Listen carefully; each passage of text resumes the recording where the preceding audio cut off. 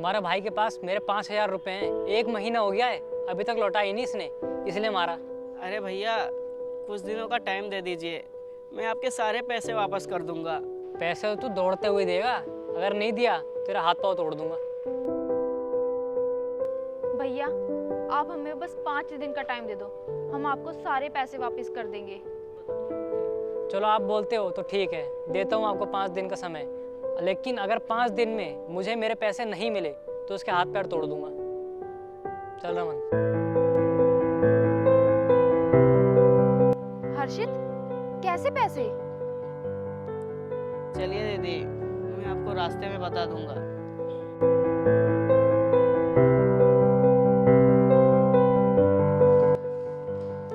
हर्षित अब सच्ची सच्ची बता, वो लोग तुझसे किस बात के पैसे मांग रहे थे? क्या बताऊं दीदी, आईपीएल के टाइम में मैंने सट्टा लगाया था। पहले तो मैंने खूब पैसे जीते, लेकिन धीरे धीरे मैं पैसे हारता गया और इतने पैसे हार गया कि उसके 20,000 रुपये बाकी हो गया। और जब इतने पैसे में उसके बाकी हो गया तो मैंने धीरे धीरे किसी तरह 15,000 रुपये चुकाए, लेकिन 5,000 रुपये रह गए जो मैं 1 महीने से ऊपर हो गया, लेकिन उसको दे नहीं पाया। इसी बात को लेकर वो चिढ़ा है और जब भी मुझसे मिलता है या तो मुझे मारता है या तो मुझसे बदतमीजी करता है। हर्षित तू ये सब काम करता है? चल घर, अभी पापा को बताती हूँ। नहीं दीदी, प्लीज़ पापा को मत बताना।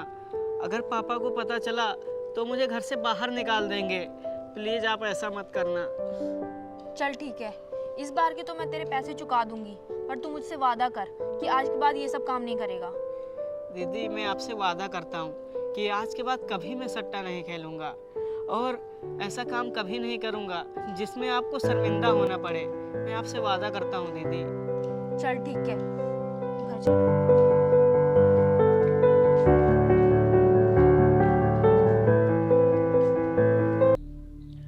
हर्षित कहाँ पे जा रहे हो? यहाँ पर आओ।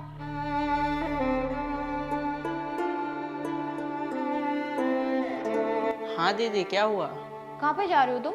दीदी एक्चुअली मैं पार्क जा रहा हूँ, वहाँ मेरे फ्रेंड मेरा वेट कर रहे हैं। हर्षित मम्मी बता रही थी तुम पढ़ते नहीं हो, ये सब क्या चल रहा है? दीदी एक्चुअली पढ़ाई में मेरा मन नहीं लगता। मैं बहुत कोशिश करता हूँ लेकिन उसमें मन ही नहीं लग रहा है। कोशिश करता हूँ कि मैं पढूं, लेकिन जब मैं किताबें खोलता हूँ तो मेरा मन कहीं और लगने लगता है, इसीलिए मैं पढ़ाई सही से कर नहीं पाता। क्या मन नहीं लगता? हाँ अभी तुम्हारी उम्र पढ़ने लिखने की है, ये ऐसे आवारों की तरह घूमने की नहीं है। अगर पढ़ोगे नहीं तो क्या करोगे? घर में बैठोगे क्या? मैं तुमको समझा रही हूँ, पढ़ाई पे ध्यान दो। अगर अभी ध्यान नहीं दोगे पढ़ाई पे तो आगे चल के तुम्हें ही प्रॉब्लम होगी। दीदी मेरे फ्रेंड वेट कर रहे होंगे, मुझे जाना होगा वरना वो मुझसे गुस्सा हो जाएंगे। और मैं आपसे वादा करता हूँ कि मैं आगे से मन लगाकर पढ़ूंगा और कोशिश करूंगा कि ज़्यादा से ज़्यादा पढूं और आपको शर्मिंदा होने का मौका ना दूं। चलो ठीक है, तुम जाओ पर टाइम से आ जाना। ठीक है दीदी।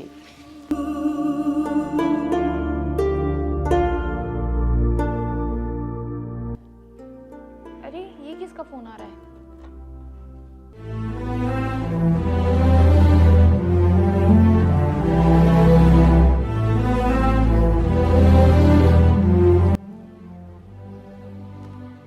आ गए तुम? हाँ आ गया। हर्षित कहाँ रह गए थे तुम? इतनी देर से तुम्हारा वेट कर रही हूँ मैं। क्या बताऊँ यार, मार्केट गया हुआ था और मार्केट से आया तो घर के काम, और दीदी भी काम बताती रहती है तो काम भी तो करना इम्पोर्टेंट है ना। हर्षित एक बात बताऊँ, तुम्हारा नहीं अब हर बार का हो गया है। जब भी तुम मुझसे मिलने के लिए आते हो अपने दुखड़े सुनाने लग जाते हो कि मुझे ये काम है, मैं वहाँ गया था, दीदी का काम, ये काम। तुम्हारी जिंदगी में ना मेरी तो कोई वैल्यू ही नहीं है, बस तुम्हारा काम ही सब कुछ है। अरे रिसा तुम ऐसा क्यों बोल रही हो? अब घर के काम है, मैं नहीं करूँगा तो कौन करेगा? दीदी को भी जॉब पे जाना रहता है, उनको भी काम रहता है। अब छोटे मोटे काम मैं नहीं देखूँगा तो कोई और देखेगा। पापा की तबीयत ख़राब रहती है तो घर का काम मुझे ही देखना रहता है। और तुम मेरे काम को लेकर इतना क्यों कह रही हो? मैं आया थोड़ी ही तो लेट हुआ हूँ, कौन सा ज़्यादा लेट हो गया हूँ जो इतना मुझे तुम सुना रही हो? क्या थोड़ी देर से? हर्षित, तुम्हारा वेट ना मैं पिछले 30 मिनट से यहाँ पे कर रही हूँ और आज तुमने ना साबित कर दिया है कि तुम्हारी ज़िंदगी में ना मेरी तो कोई वैल्यू नहीं है। जो कुछ भी है तुम्हारी फैमिली है और यार मुझे नहीं रहना तुम्हारे साथ, अब मैं थक गई हूँ तुमसे। यार दिशा, ये तुम क्या बोल रही हो? मैं तो तुम्हें हमेशा खुश रखता हूँ। थोड़ा लेट क्या हो जाता हूँ तुम मुझे इतना सुना रही हो? और कोई बात भी तो नहीं है, छोटी सी बात को लेकर तुम इतना बोल रही हो। मुझे तुमसे ये उम्मीद नहीं थी दिशा। और मैं तुम्हें हर खुशियाँ देता हूँ, तुम्हें हमेशा खुश रखता हूँ, और तुम छोटी सी बात को लेकर इतना मुझे बोल रही हो। ये अच्छा नहीं लगता तुम पे। यार हर्षित, तुम समझ नहीं रहे हो, मेरे बोलने का वो मतलब नहीं था यार। तुम्हें पता भी है सब फ्रेंड्स ना मेरा मजाक उड़ाते हैं, और वो भी किस लिए? क्योंकि तुम्हारे पास ना कोई बाइक है और कार की तो दूर की बात। यार मेरा भी तो मन करता है तुम्हारे साथ कहीं बाहर जाके घूमो। अब जिंदगी भर क्या हम इस पार्क में ही घूमेंगे? तुम भी तो कुछ सोचो। अरे यार, मैं तुम्हें क्या बोलूं, मेरी पापा की तबीयत खराब रहती है, उनके इलाज में पैसा लगता जा रहा है। जो पैसा है तो उनके इलाज में लग रहा है, और दीदी भी जॉब से कमा रही हैं, तो उनको भी अपना देखना रहता है खर्चे वगैरह। अब मैं उनसे भला कैसे बोल सकता हूँ बाइक के लिए?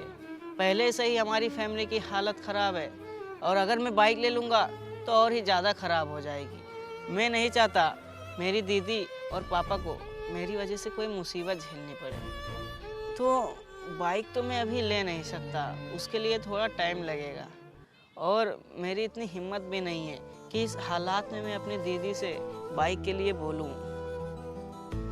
यार हर्षित प्लीज, ये रोज रोज ना मुझे अपने दुखड़े में सुनाया करो।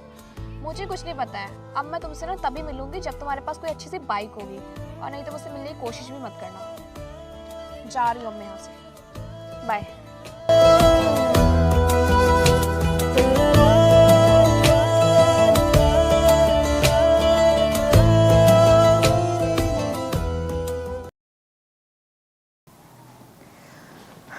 मुझे पता कैसे नहीं चला कि हर्षित इतनी प्रॉब्लम में है। पापा की बीमारी और घर के खर्चे में मैं इतना उलझ गई कि मुझे पता ही नहीं चला कि मेरा भाई कितनी प्रॉब्लम में है। उसको कितना कुछ सुनना पड़ता है, और मैं उसके लिए कुछ भी नहीं कर पा रही हूँ। आने दो उसको, मैं उससे बात करती हूँ और उसके लिए कुछ करती हूँ।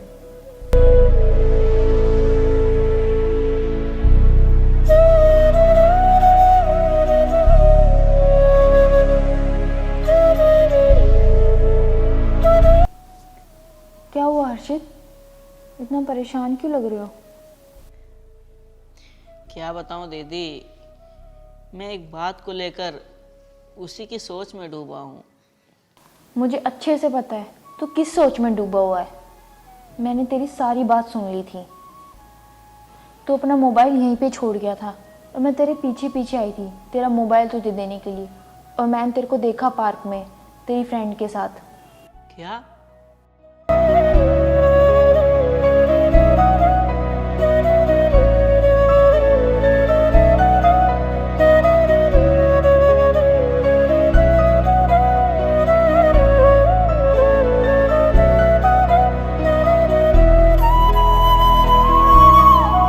हर्षित, तू इतनी प्रॉब्लम में था तो तूने हमें बताया क्यों नहीं? मुझे अच्छा लग रहा है कि तू हमारे बारे में इतना सोचता है, और एक साइड को बुरा भी लग रहा है कि मैं तेरे लिए कुछ नहीं कर पाई। क्या बताऊं हर्षित, यहाँ पापा की इतनी तबीयत ख़राब रहती है और पूरे घर का खर्चा मुझे उठाना पड़ता है। तेरे लिए मैं बिल्कुल टाइम नहीं निकाल पाती। जो पैसा था वो पापा की दवाई में लग गया, और जो कुछ पैसा बचे हैं वो घर के खर्चे में निकल जाते हैं। पर तू चिंता मत कर, इस महीने मेरी 6 महीने की सैलरी आने वाली है। मैं तुझे उसमें से तुझे तेरी बाइक दिला दूँगी। मुझे वैसे तो लैपटॉप लेना था, जो काम फ़ोन से 10 घंटे में होता है लैपटॉप से 4 घंटे में हो जाता, और मेरे काम में भी आसानी हो जाती। तू चिंता मत कर, तेरे ऐसे हालात मुझसे देखे नहीं जाते। अगर मैं लैपटॉप नहीं लूँगी तो क्या हुआ, जैसे मैं पहले काम करती आई हूँ आगे भी वैसे ही कर लूँगी। और वैसे भी कुछ महीनों बाद मेरी सैलरी आ ही जाएगी, तो मैं उसके बाद तब ले लूँगी। और जो कल सैलरी आएगी उससे मैं तुझे नई बाइक ले दूंगी और जो पैसे बचेंगे वो पापा की दवाई में लग जाएंगे। दीदी, आपको कोई ज़रूरत नहीं है मेरे लिए बाइक लेने के लिए। मैं ही गलत था, मैंने आपसे झूठ बोला। मैं कोई किसी के पैसे बाकी नहीं हूँ।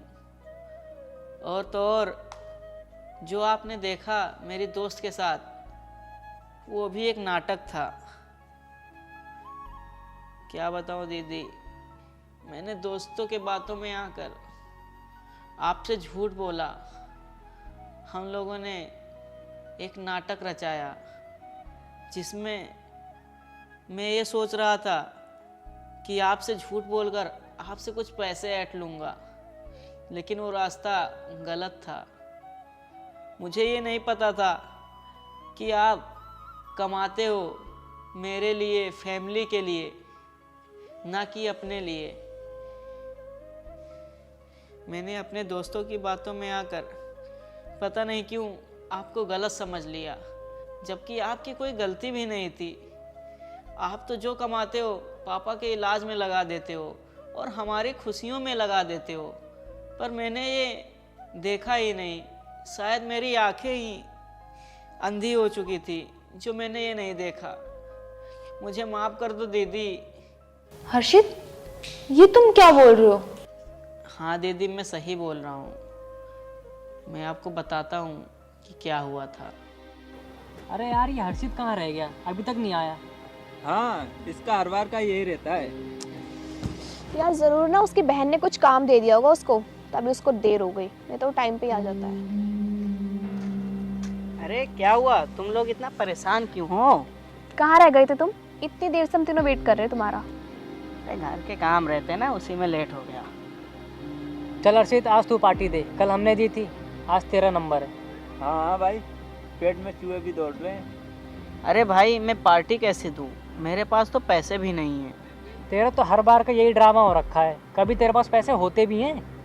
अरे श्रेयांश, इसकी ज़रूर कोई मजबूरी होगी तभी पार्टी देने से मना कर रहा है। हाँ श्रेयांश, यार मेरे पास पैसे होते ना तो मैं पार्टी ज़रूर देता, लेकिन क्या बताऊँ, इस टाइम ना पैसे ही नहीं रहते और दीदी से मांगने का मन भी नहीं करता।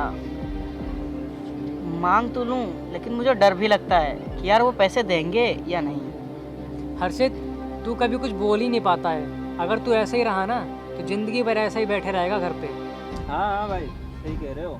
भाई तो क्या करूं, घर में चोरी करूं और मैं ऊंची आवाज़ में बोल भी नहीं सकता क्योंकि मेरे संस्कार ऐसे नहीं हैं।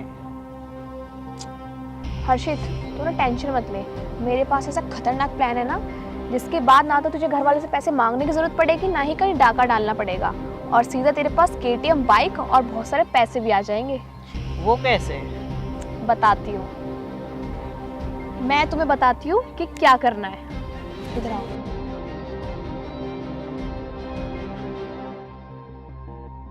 चलो अब हम लोग भी जा रहे हैं, तुम भी जाओ, बाकी प्लान को जल्दी से स्टार्ट करते हैं, ठीक है? ठीक है, बाय। बाय।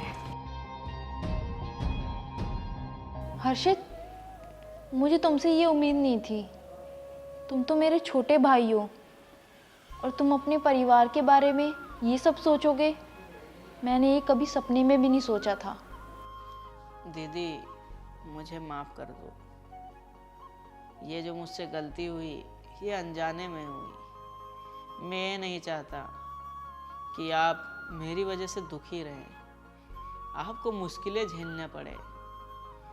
मैं तो यही चाहता हूँ कि आप खुश रहें।